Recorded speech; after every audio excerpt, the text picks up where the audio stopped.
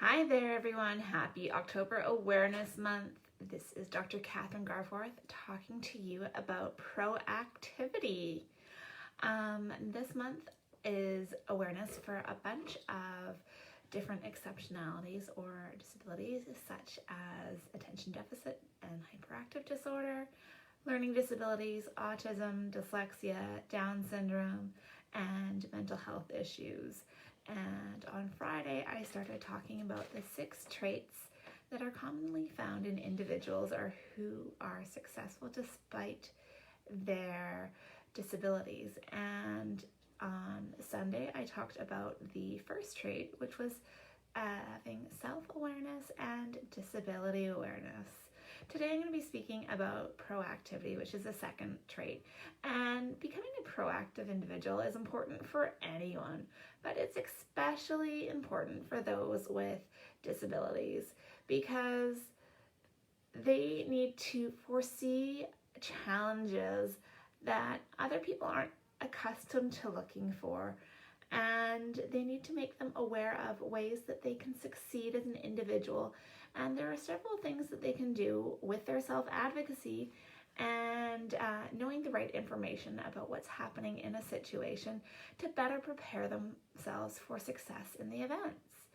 And this includes things like in the classroom, in social settings, when they have a job, or if they're going to different entertainment events such as a loud stadium, going to the movie theater, and all these situations can present different and unique demands for an individual that has an exceptionality or a disability. So when we want to promote proactivity, we need to really make sure that the individual we're working with, or if it's ourselves, that we understand what it is and why it's so important. So we need to understand that being proactive is doing things in advance to help ready ourselves for something that's coming up in the future.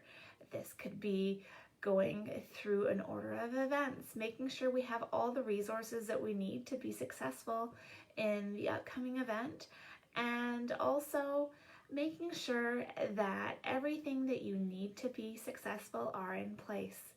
So for example, if you're in school, you need to make sure that the appropriate accommodations have been put in place so you can successfully complete the exam. If you struggle with reading, this may mean that there is a way for the long passages in an exam setting to be read to you. Or if you have a written output issue, that you are given the use of a computer for the exam so that you can better express yourself, whether it's using something like Dragon Naturally Speaking, or if it is having, just the ability to use a word processor that allows you to edit and correct what you are doing. You may also be given the accommodation of extra time, so that because of the initial demand or the additional demand due to what the exam is asking, it may take you longer to process the information and come up with the correct answer. Now, the second thing you need to do is make a decision to be proactive and then take the steps you need to actually be proactive in the situation. So you can have the best intentions, like, okay, I know we're going to go to this event and it's going to be really loud, and I don't necessarily like loud things.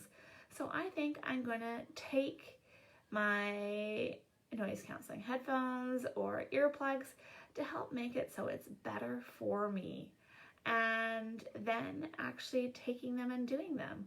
Or in the educational setting, saying, okay, I plan on asking for accommodations for my exams and for my coursework.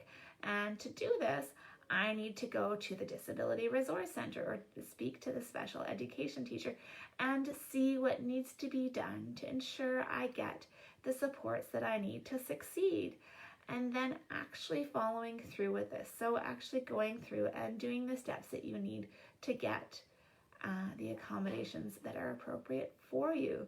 Now, this can be very difficult for an individual that has an exceptionality such as ADHD and actually following through with the plan.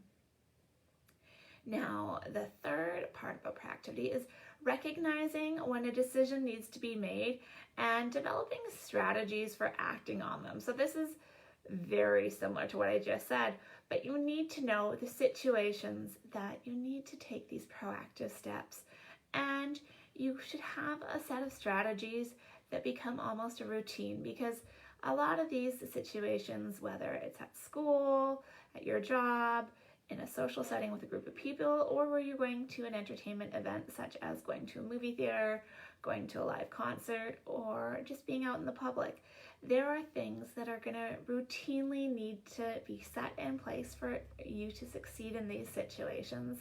And if you create kind of a roadmap for yourself or a list of instructions that can help make it so you're more successful, it means that you can turn to these and keep using the same strategies, so you don't have to reinvent the wheel every time that you do this.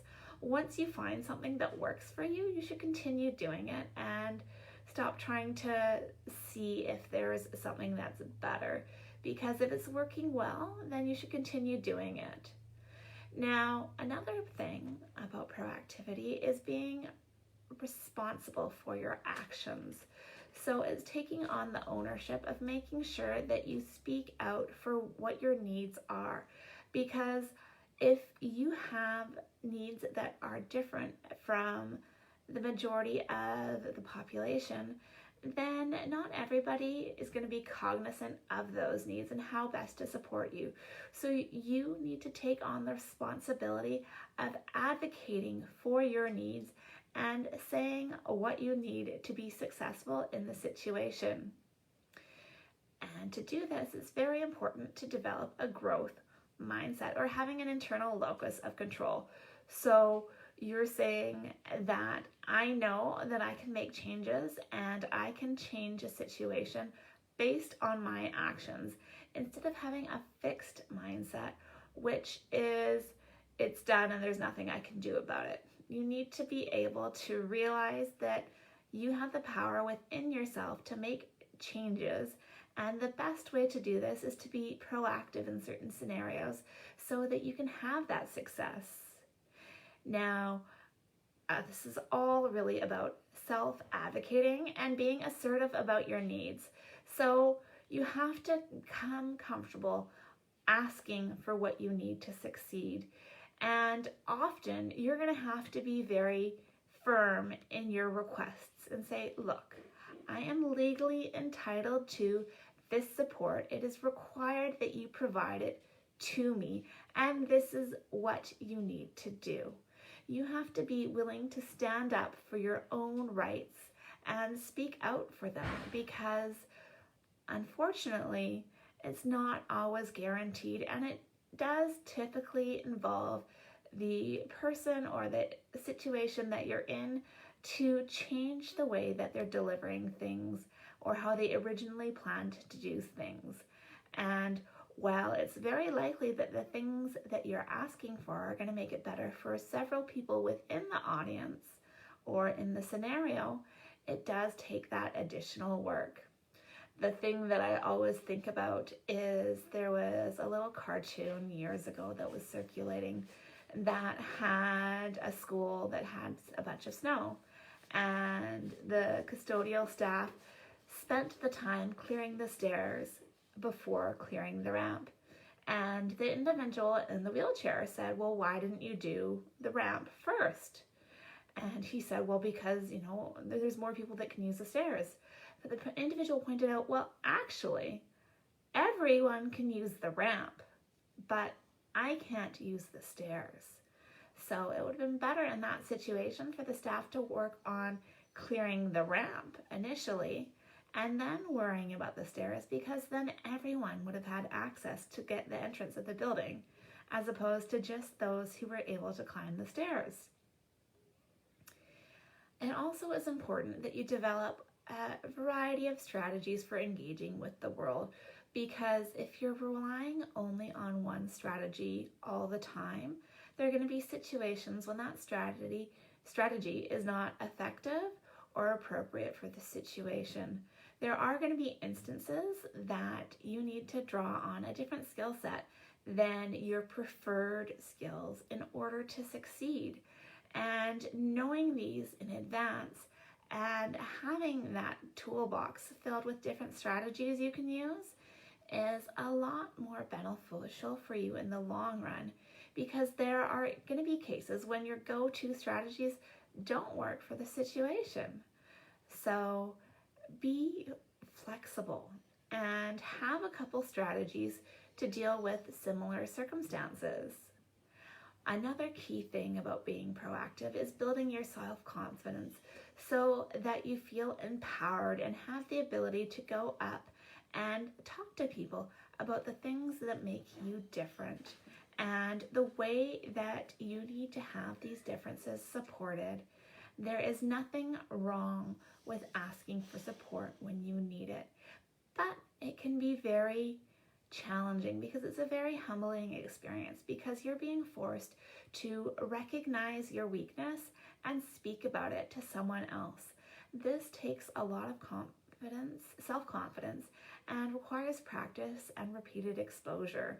So when you're first working on this, it may help to ask someone to be there with you to support you through this process as you develop the skills and the confidence to become that self-advocate, to make sure you're getting your needs met. And finally, we need to make sure that you understand and take responsibility for any risks that are apparent. Now, these can change depending on the circumstance and your particular needs. So you just need to take note of what the situation is and what you can do to best set yourself up for success. And that's what we're trying to do with Proactivity. We are trying to make sure that you have everything in place from the beginning to succeed, and doing this will give you the opportunity to not have the same struggles that you would have if you did not have these supports in place. So I hope you have an understanding on why taking that initiative to being proactive is a great step and an asset to anyone that has an exceptionality, just to make sure that they're given the opportunity to succeed given their personal strengths and weaknesses. Tomorrow, I'm going to be talking about the importance of perseverance.